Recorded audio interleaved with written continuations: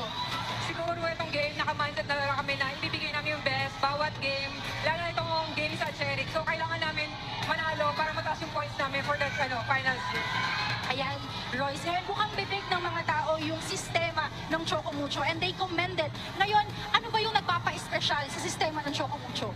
Siguro yung samahan namin talaga, solid kami, at saka yung tiwala namin sa bawat isa, at saka yung program talaga ni Coach Dante, at saka yung sistema